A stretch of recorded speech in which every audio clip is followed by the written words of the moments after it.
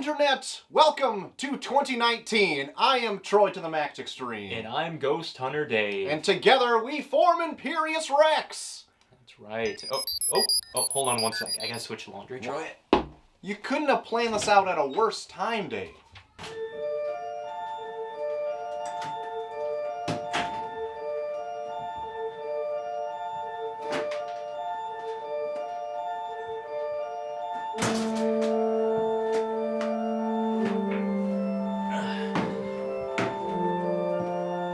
Honey, is the dryer still acting weird? Yeah, don't use it. What?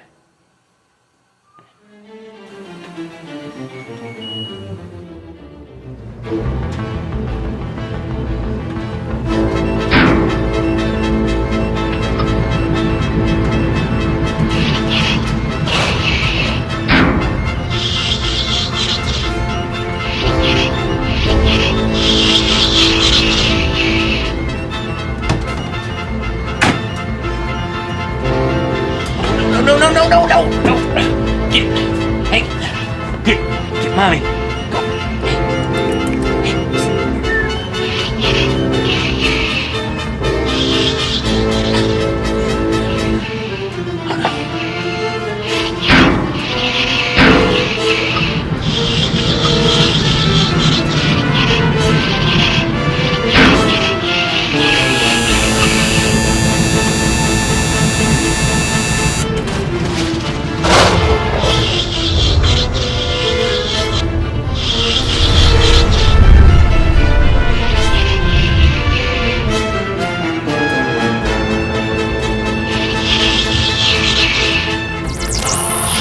Whoa, Dave!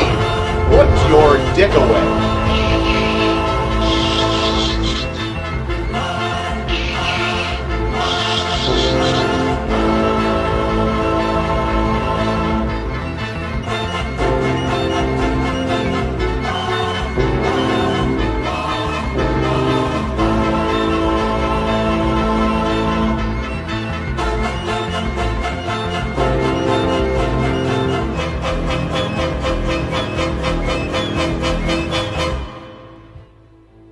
Any excuse to take your shirt off.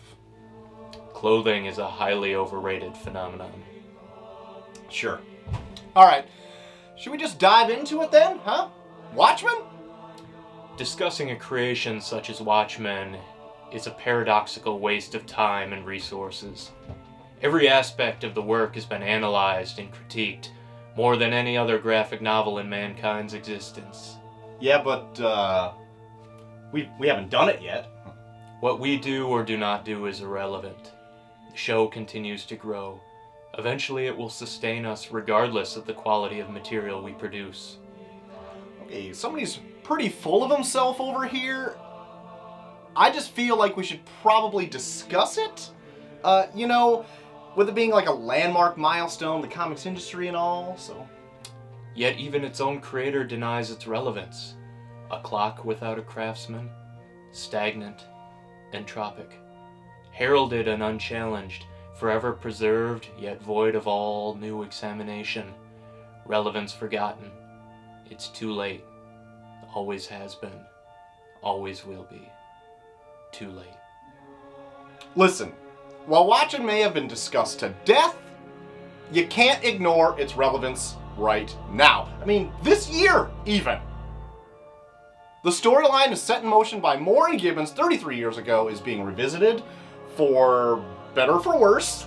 That's something we should talk about. This Doomsday clock you speak of. It is approaching its conclusion. The hands, painstakingly, while often delayed, slowly ticking toward midnight. Right, and along with the HBO series that's coming out, that's going to premiere this year. I mean, that's a big deal. Who is show running it again? Damon Lindelof? Interesting. While he captured the interest of viewers for years with Lost, he failed to deliver on the promised resolution. Yet, with his most recent output of The Leftovers, he granted many a sublime television experience. This uncertainty of the show's quality is intriguing. Yeah, plus we have the whole run of before Watchmen that can be examined. Another failed yet notable experiment, bringing together some of the top creators in the medium to tell sacred, untellable stories of what was once deemed an untouchable property. And the movie adaptation is hitting its 10-year anniversary this March. I mean, it's extremely divisive, but it's ripe for the picking. Yes, the numerous possibilities, the uncertainty of outcomes, the perseverance of pursuing a work of art with such a crowning unlikelihood of success. It's like turning excrement to gold. A 9-panel speed-ramping miracle. So, we'll do Watchmen? Yes, Troy, we will do Watchmen. So, you'll put some pants on? No, Troy, I will not. So Watchmen was created by Alan Moore and Dave Gibbons, the first issue dropping in September of 1986, running all the way through all 12 issues. They came out in due time, mind you. Yep. Until October of 1987, only having a 1-month delay between 2 sets of issues 9 and 10, and then 11 and 12. So take that, Doomsday Clock. I heard somewhere that it was actually Gibbons' idea to go with the 9-panel grid on this, too. Yeah. So, for an artist to suggest, like, no, let's cram more work for myself into all this, Right. that's unheard of. But it works so well for this, because that 9-panel gives it such a fantastic pacing. Yeah. Where you just go beat by beat, and, like, the whole thing just feels like it runs like a machine. Yeah. At the time of writing Watchmen, Alan Moore was also continuing his previous work of Saga of the Swamp Thing that was coming out. And he wrote What Happened to the Man of Tomorrow in that same September of 87. Jeez. So, like, all of this was coming to a head at the exact same time. All of these seminal works, too. Good lord. Yeah. At that same time, DC Comics was doing Crisis on Infinite Earth. Yeah. And John Byrne's Man of Steel, Right. I believe. Right. And Frank Miller's Dark Knight Returns. Right.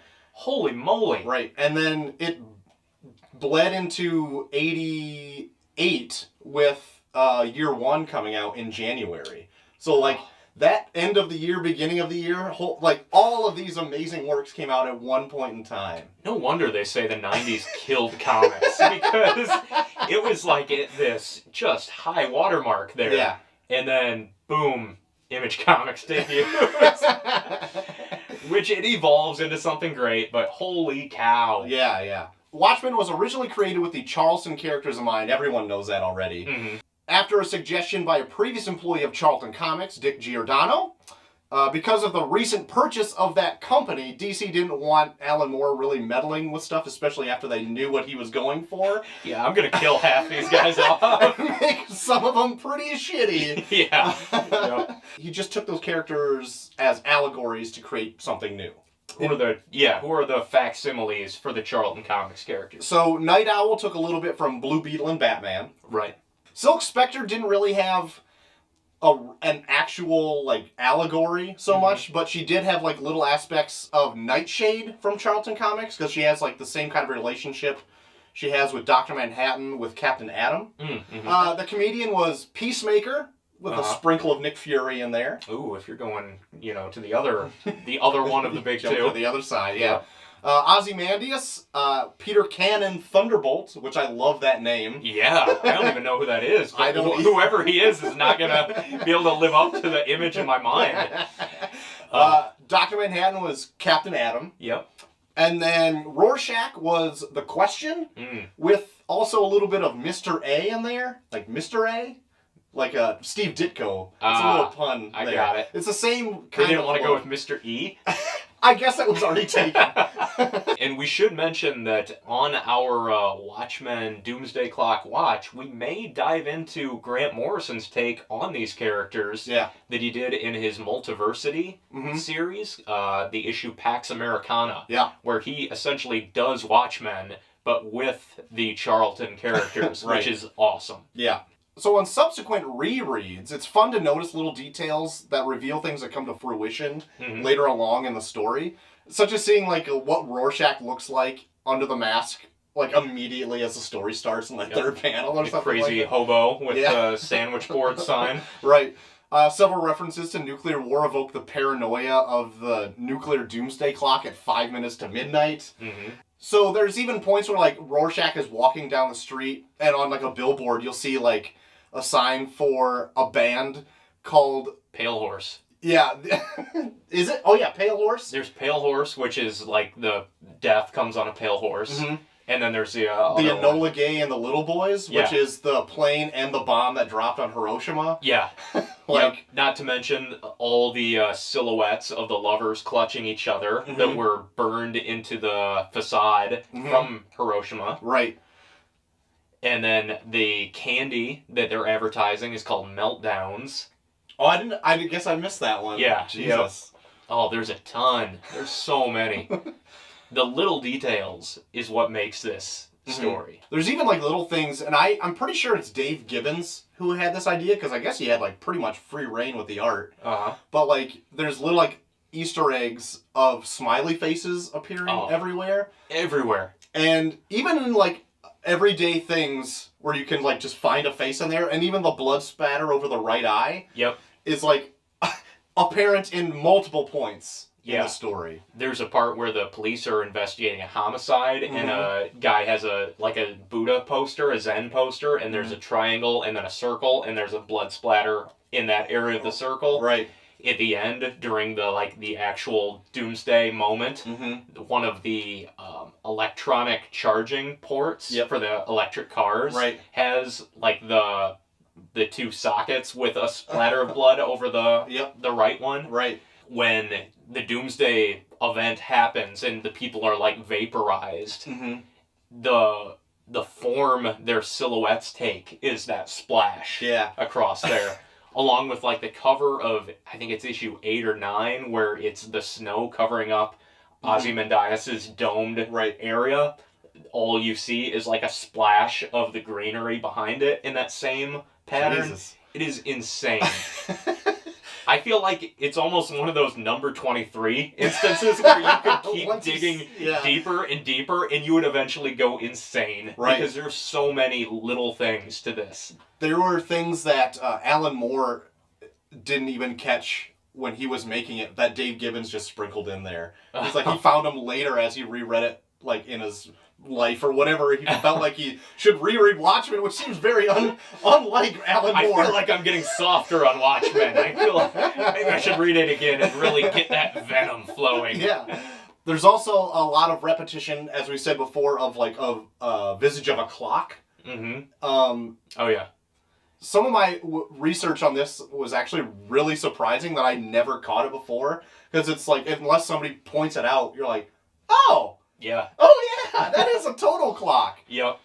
Oh, when Ozymandias unveils his master plan there. Right. And he's like, I did it! Yeah. And he's at... Arms up. And he's got his hands at 5 minutes to midnight. Oh no, like a giant spotlight is around him. Yeah, he's like... reset the Doomsday clock back 5 minutes when it was prior to that at midnight. Right. And it's also, he's in kind of a crucifixion pose. Yeah, where if you were looking at him from a different angle. Yeah, because the picture behind him is Alexander the Great cutting the Gordian knot. Yeah. There's like a sword and a yoke or something in the painting that are lining up with his hands, so it looks like he's this martyr who's crucified himself. Jesus Christ, Gibbons. I know. Or more. I don't know. I'm sure it's a little bit of both there.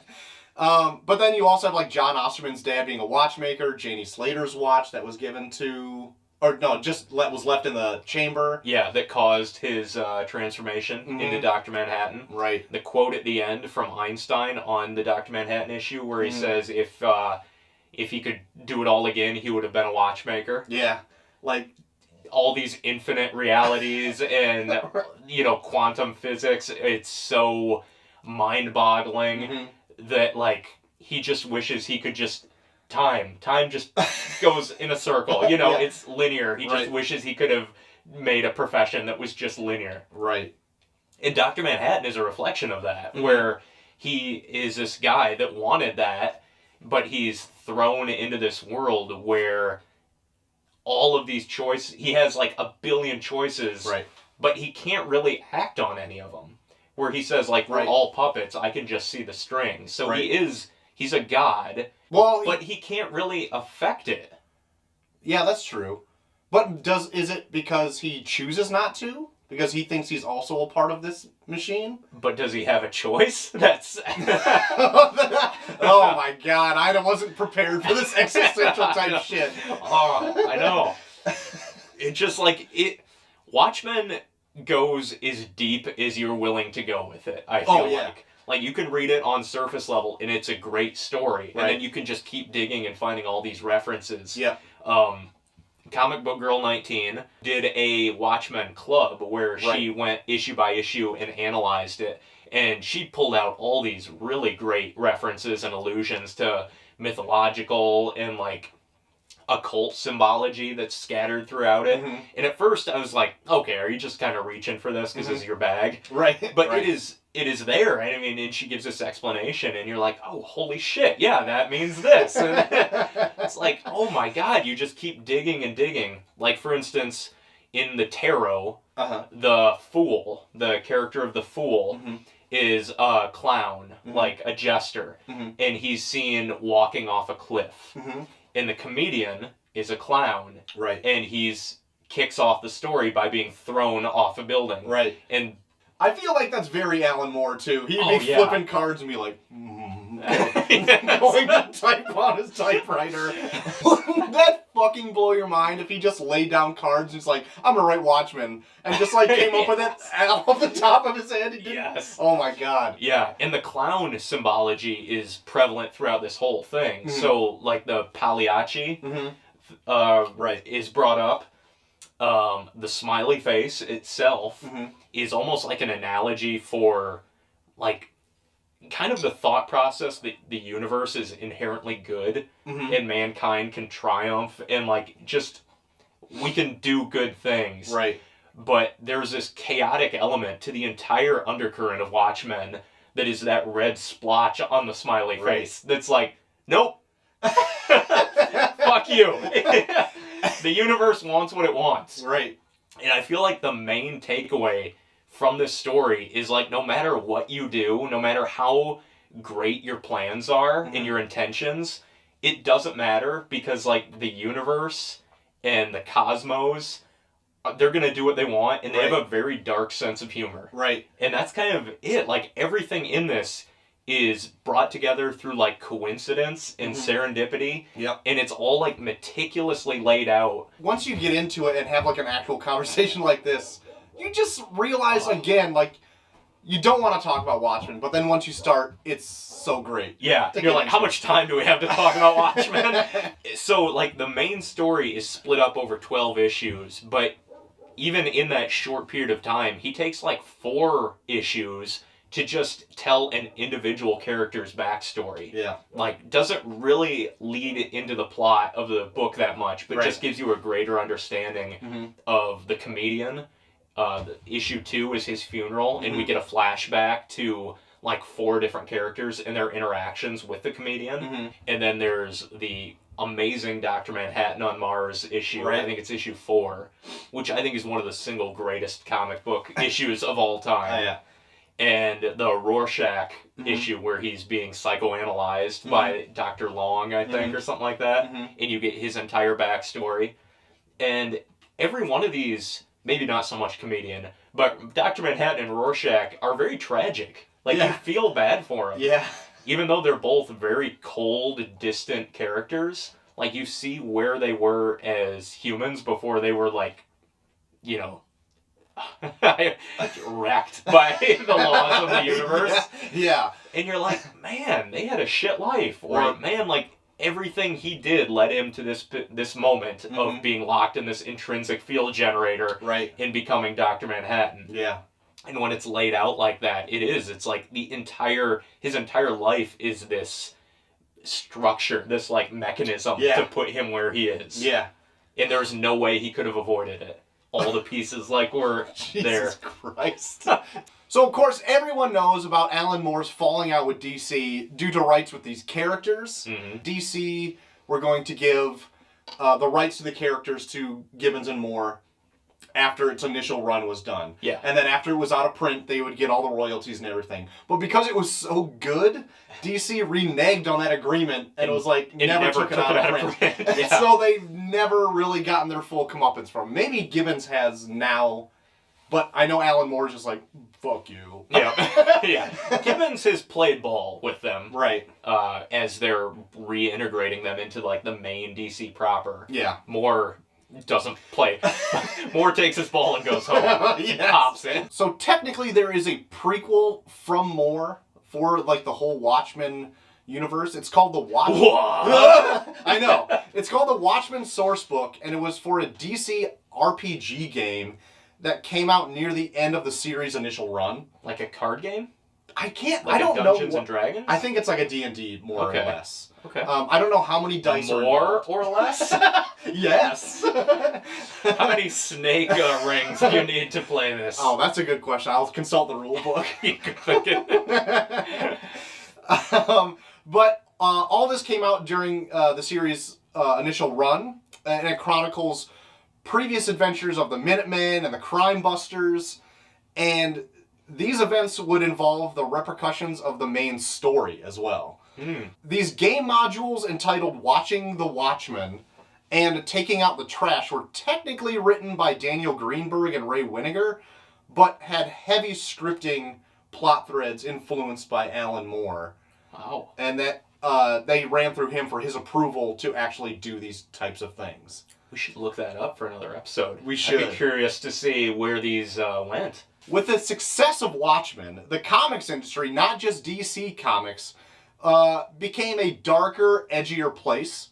So, along with the aforementioned Dark Knight Returns that we brought up, that came out that same year, and then comics all across the board became like this grim and gritty thing because it was like the hot ticket. Yeah. Craven's Last Hunt was around that time. Yep. For Spidey. Yep. And even like memorable stuff like at this time, or at least a little bit after, you could vote in to kill Robin. Kill a child. Yeah.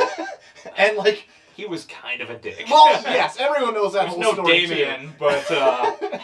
So like, all that came to a head. But that's not to say the 80s into the 90s was a bad time for stories at all. It's just the opposite.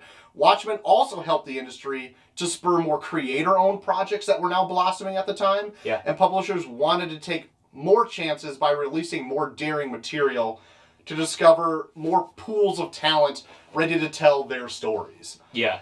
And I can't think of too many other examples of a finite series before Watchmen. Right. Like, Watchmen was 12 issues and done. Right. Was there a whole lot before that that was like, we're going to tell this original story and then it's done? It's not going to be, you know, ongoing or a bunch of spin-offs. So that, I mean, that really did usher in a great boom to the comics industry not seen since the Golden Age. Yeah. So it was an amazing time. And then all of a sudden, the bubble burst. Yeah. And the speculators market did a whole lot to add on top of that too, but that's for a different time. Right. So real quick before we wrap up here, a couple talking points of this. I enjoyed the weird retro futuristic take of this, the setting, where everybody has electric cars. Yep. They're wearing weird helmet hats and smoking cigarettes that look like crack pipes. Yes. And this takes place in 85, but this was published in 86. Right. So it's already like a retro future. Right. Where Moore went on record as saying he didn't pick Reagan as the president because he was afraid of the backlash. Right. So he picked Nixon and just gave him a third term. Which seems really weird to have Moore backing down from something over the fear of the backlash. Yeah. And then even in the back matter, which we haven't touched on at all, but the back matter in the Watchmen issues is fantastic as well. Yeah. Specifically the 3 issues that deal with the Under the Hood book Yes. by Hollis Mason. Right. Those are phenomenal. Yeah. But they talk about, there's one dedicated to pirate comics. And they even call out the fact that, like, Superman exists. The Superman comics exist in this universe. Right. Because they kind of spurred the comic boom.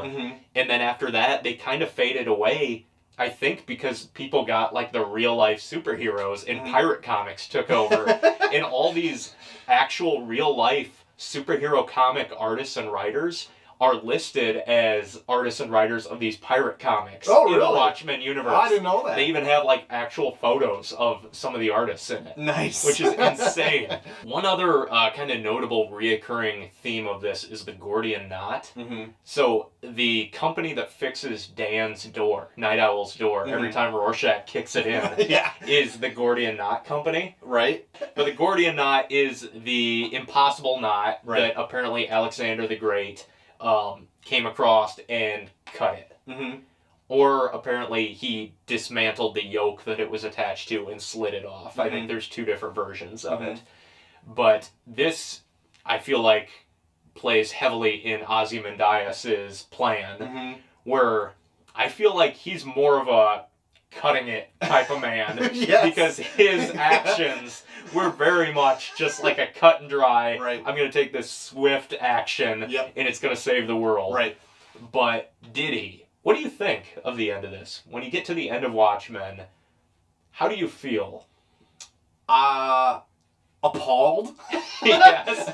But I like it. I like his thought process. But I feel like a man as smart as he is, I guess he wouldn't see repercussions of this coming later. Yeah, I think he would have the hindsight to know that this is not going to work out for the long haul. Right. And he kind of, like, the book ends with him thinking it is. Uh-huh. Until Dr. Manhattan tells him, like, no, nothing ever ends. And he's Right. like, oh, what? But, And then that goon just unearths yeah. Rorschach's journal, chronicled the whole thing. It's Exactly. Like, this is going to be over very quickly. Yes, which circles back to, like, even the best laid plans, like, in the scope of the cosmos, are like, nope, that's not gonna happen. Yeah. We're gonna fuck that shit up. So Watchmen is probably my favorite comic of all time. Okay. I would give it that place. I've read others that have come close, but I feel like this is kind of the high watermark of what the medium can achieve. Yeah. Not just like in what the story is, but in the entire storytelling medium and how it's constructed. Yes. Like when people bash this, which I'm amazed people do, you know, I guess people hate everything, but it is kind of cool to hate on Watchmen all of a sudden, which surprises me because I can't think of another story that is so intricately woven as this, where every piece amounts to like the enjoyment of the whole. The only thing probably to aid to that fire is that because it's so popular, that's why people want to dogpile on it. And I get it, because I do the same thing sometimes.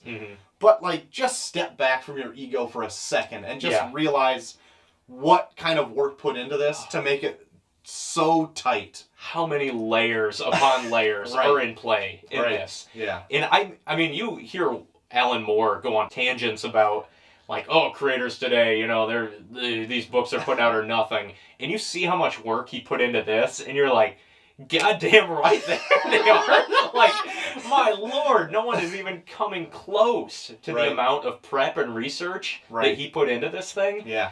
And ultimately, this is very readable, which is more than I can say for some of the other things that he has done, which probably took a lot more research. Watchmen is very accessible. Yeah. But also an amazing story. Yeah. When was the first time you read Watchmen? Was it very early on in your comics reading? Yeah, it was pretty early. Like, right when I got really heavy into comics. I was in high school, I think. Right. And I didn't know anything about it other than it existed and it was supposed to be great. And I remember I just, like, I had $20 in my pocket, burning a hole, and I was like, oh, I'll get Watchmen. Sure. You know, I'm sure it's good. Right. And I just sat down and I was like, holy shit, this is good. Yeah. And this was like before the movie, anything, so I had nothing spoiled for me. I was reading it like with fresh eyes and was like, oh my god, like where is this going? Yeah. And one of the biggest benefits of this, I feel like if you don't know where this is going, you will not guess where this is going. Because it is amazingly shocking. Like the finale of this, it's like, what? Yeah, right. It still gets you like in the heart. It punches you every time.